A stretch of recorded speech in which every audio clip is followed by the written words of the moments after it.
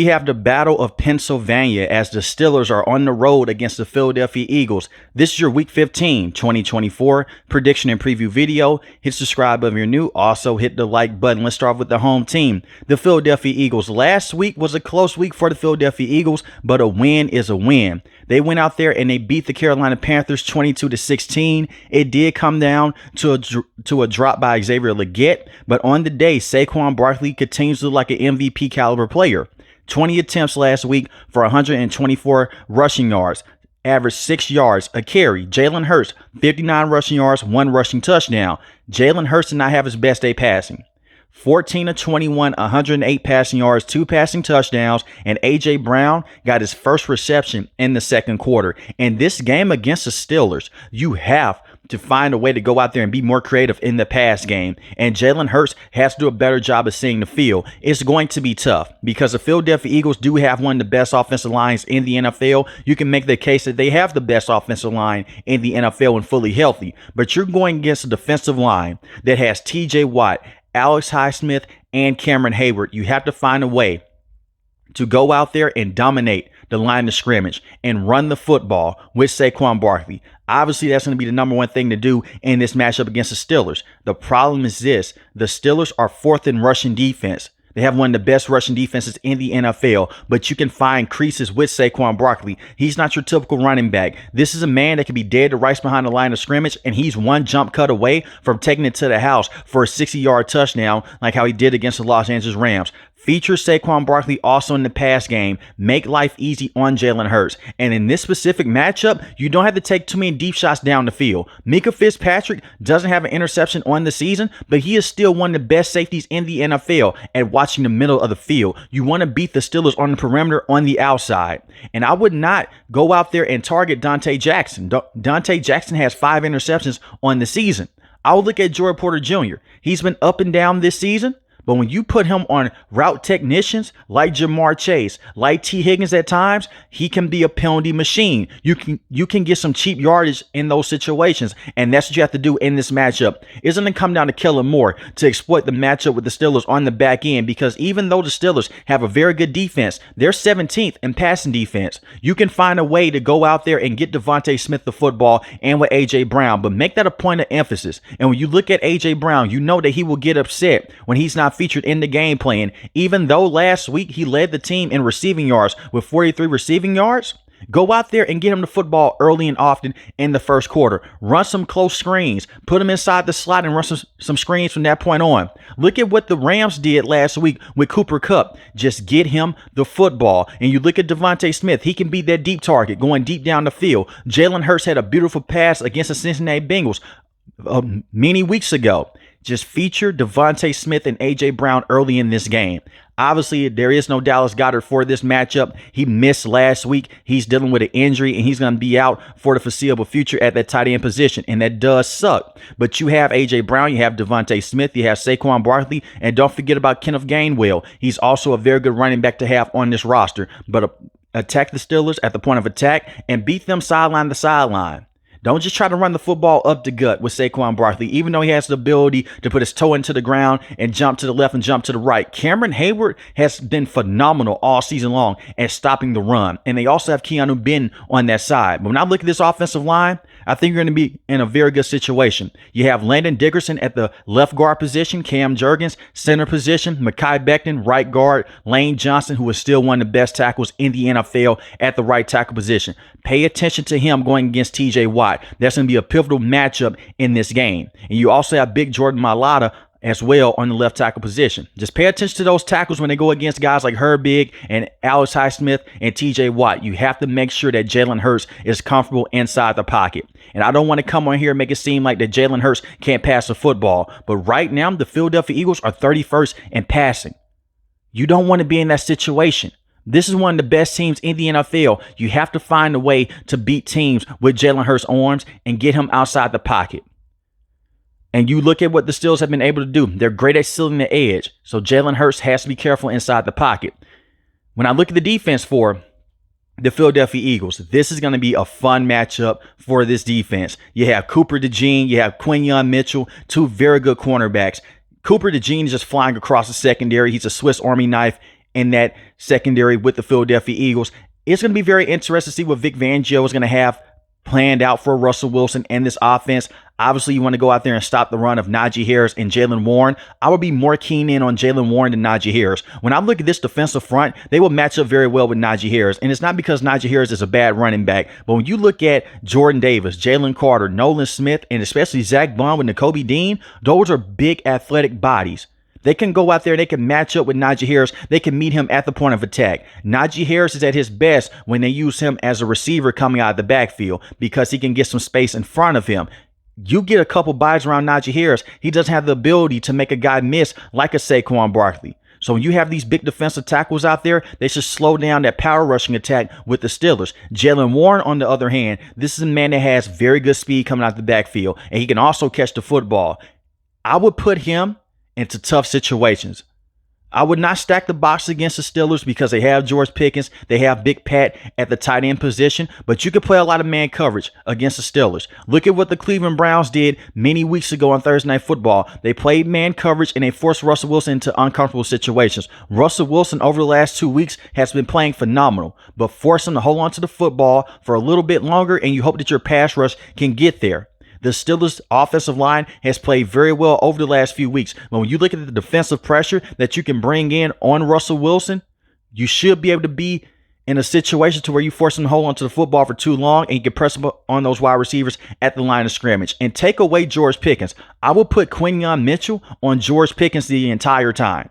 Even though he was not able to play last week, he's on pace to play this week. He was dealing with a hamstring injury. Quinyon Mitchell has been phenomenal in man coverage, especially with wide receivers going deep down the field. And George Pickens is one of the best wide receivers at doing that. But you look at George Pickens, he's also a wide receiver that can beat you on crossing routes. When I look at what Quinyon Mitchell was able to do against Terry McLaurin, they used him a lot vertically. You have to be careful. Usually when you play a wide receiver just going deep down the field and they're just running go routes and streak routes down the field, you kind of forget about playing the inside. George Pickens has shown he'll fake a streak route and just turn for an in cut. And he has gotten a lot of cornerbacks this season with that type of play.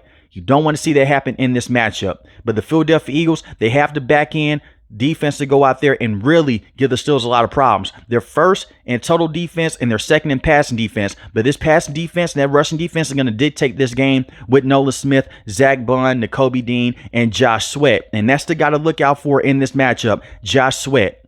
You have to put that pressure on Russell Wilson and force him to be uncomfortable inside the pocket. And you also have C.J. Gardner-Johnson. When I look at the Philadelphia Eagles, they have the personnel to match the intensity and the roughness with the Steelers. Just can you do it inside the trenches? But I'm not worried about their secondary. Now let's talk about the Steelers. They're on a roll, man. They've won their last 2 games. They went out there and scored 44 points against the Cincinnati Bengals a couple weeks ago. And last week, they got sweet revenge on the Cleveland Browns. And on the day, Russell Wilson was very effective. 15 of 26, 158 passing yards, 2 passing touchdowns. In this game against the Browns, they went out there and they put a lot of pressure on Jameis Winston and they forced him into uncomfortable situations. And I want to start off with the defense. In this game against the Eagles, you have to find a way to make Jalen Hurts uncomfortable. And you have to slow down Saquon Barkley. When I look at the rushing defense of the Steelers, it's been one of the best all season long.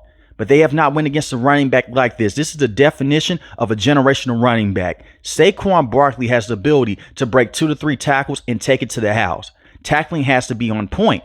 And it doesn't start with the defensive line. We know that Cameron Hayward's going to come out there and ball, and the same with Keanu Benton. But I'm looking at the linebackers with the Steelers. Patrick Queen early on did not look so good. Over the last month, he's looked like a very good linebacker for the Steelers, and that's why they signed him from the Baltimore Ravens. He has to be the key piece in this matchup. And the same with Peyton Wilson and Elandon Roberts. Elandon Roberts made a great play last week on 4th and 1 against the Cleveland Browns and Nick Chubb. And this is the thing with Saquon Barkley. You can't just get out there and be flat-footed the entire time because he's so elusive. This is why it's good to have depth at the linebacker position. Give them different looks. And I will also fake blitz Jalen Hurts. Jalen Hurts against the blitz last season, he was terrible. This season, he's a little bit better. But when you fake a blitz and you rotate your coverage, that's when you can confuse Jalen Hurts and he's not fully seeing the field. The Panthers did that last week. And I look at the Steelers personnel. No offense to the Carolina Panthers defense. When I look at the Steelers personnel, you have Alex Highsmith, who was able to return last week, had a very good game, and also with TJ Watt and Cameron Hayward. they can get pass rush on their own. Send an extra defender here and there outside the slot and put that pressure on Jalen Hurts. You're not going to beat this team with your traditional pass rush. I'm sorry to tell you, because of the way that they're built right now on the offensive line. But when you put that pressure on Jalen Hurts and you play that press man coverage, that's when you can give him problems. The problem is this with the Steelers. Joey Porter Jr. has been good this season, but against top-end wide receivers, he has struggled. So in this matchup, do not be surprised if you look and you see that Joey Porter Jr. is not on A.J. Brown the entire game. And the same with Devontae Smith. He may struggle against these wide receivers.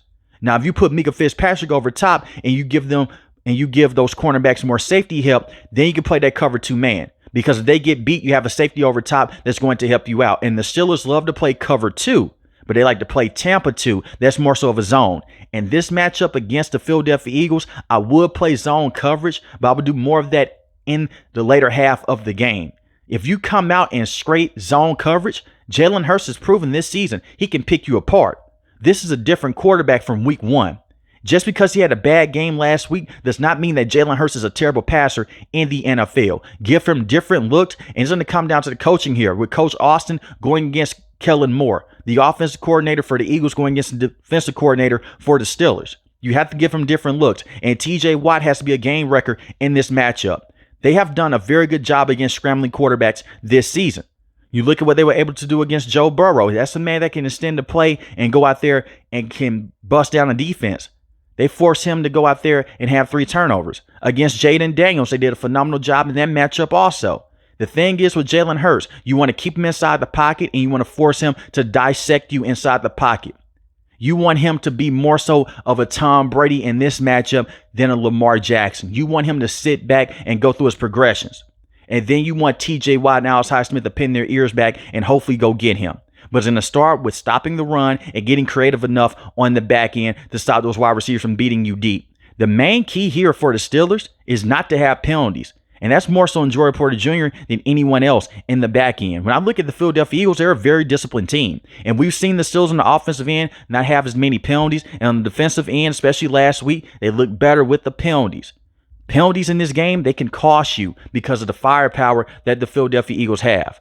But the key players to look out for in this matchup would be Joey Porter Jr., Cam Sutton at the cornerback position.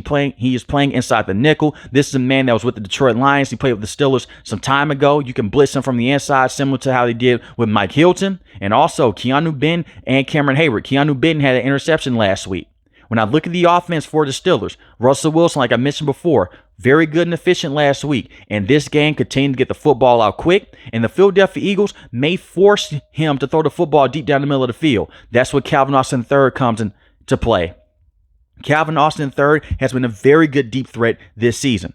Last week, he only had 1 catch of 4 yards. Get him involved. Big Pat last week led the team in receiving yards at the tight end position. 48 receiving yards, 1 receiving touchdown. Work him in the intermediate routes and test out those linebackers. The Philadelphia Eagles linebackers are very good at run stopping, but in pass coverage, they've been up and down this season, especially with what happened last week against Bryce Young and the Carolina Panthers. Scotty Miller had 3 catches, 38 receiving yards. Mike Williams, 3 catches, 36 receiving yards. The only reason that some of these wide receivers went out there and they had big time catches here and there is because George Pickens was out dealing with a hamstring injury. He's on pace to play in this matchup. Don't just force him to football. You saw other wide receivers step up last week. You have big Mike Williams. Get him going, especially on those vertical and in-cut routes. He has a huge catch radius. He's one of the better 50-50 ball wide receivers still in the NFL. Now, is he going to go out there and have a 100-yard game against the Philadelphia Eagles? I don't believe so, but he can be crucial on 2nd and 3rd down, just like how Big Pat was last week. And Russell Wilson has done a phenomenal job this season with the moon ball. We haven't seen it as much over the last few weeks, but you know that it's still there. They have been playing down to their schedule. They've been playing down to how they want to play. Keep this team in the right situation. I'm talking about Arthur Smith here. Keep them on schedule. You don't want them to go out there and be in 3rd and 8 and 3rd and 12. You want to keep them in short yard situations, 3rd and 3, 3rd and 5 at the worst. You want to keep them on schedule and run some more up tempo in this game against the Philadelphia Eagles and give Vic Fangio different looks. We've seen the Steelers go out there and do end around plays with George Pickens and Cordell Patterson. Sometimes you just have to go out there and punch an opponent in the mouth. And that's what the Steelers did last week with Jaylen Warren. I don't expect for Najee Harris to go out there and have a good week this week either. Just like I said last week that Jalen Warren was going to be the key running back, he's going to be the key running back in this matchup because the speed and the burst that he has out of the backfield. And Cordell Patterson did have a fumble last week. Don't let that discourage you from using him in this matchup. He is a very good Swiss Army knife on the offensive end, and use him out of the backfield. The reason why I'm saying that Najee Harris may not have a good game against the Philadelphia Eagles, they feast on running backs like this. Power backs that like to move the pile. The problem is this: you're not going to move the pile that much against the Philadelphia Eagles with all the meat that they have up front. This is one of the best defensive front sevens in all of the NFL. In my opinion, they may be the best front seven because the versatility that they have with rushing the passer and going back out there and covering wide receivers across the middle of the field and covering tight ends. I'm telling you right now, Vic Fangio has these guys playing on a different level. With that being said, this game's going to come down to a few things. Can Jalen Hurts do enough with his arm to get them over the hump in this matchup over the Steelers? Can Saquon Barkley go out there and really carry this offense when they're zoned in on him? Because the one thing with Coach Tomlin, he's made an emphasis on stopping the run this season and stopping the best player on the offensive end, and that's Saquon Barkley. So for the Eagles, can Jalen Hurts do enough to get the football to A.J. Brown, Devontae Smith? And we know those guys that can get open, they can ball. On the offensive end with the Steelers, can George Pickens come back fully healthy? What impact will he have against this tough secondary? And can Russell Wilson continue to ball? And what some people say, can he continue to cook? With that being said, it's going to be a close football game. It's the Battle of the PA. This is a home game for the Eagles, but this is just a 5-hour drive from Pittsburgh. I'm telling you right now, I know the area very well. This is a 5-hour, maybe 5-hour and 10-minute drive. The Steeler fans will also be there in the city of brotherly love. I like both of these teams. This could be a Super Bowl preview to some. I do have the Steelers winning this game in upset fashion. I believe the Steelers walk out 24-21 with the win. But let me know in the comment section below, who do you have winning this game? The Philadelphia Eagles or the Steelers? If you're new to the channel, hit the subscribe button. If you like the video, hit the like button. Most importantly, I want each and every last one of you guys stay safe, stay positive. Thanks for the video, guys. God bless. Peace.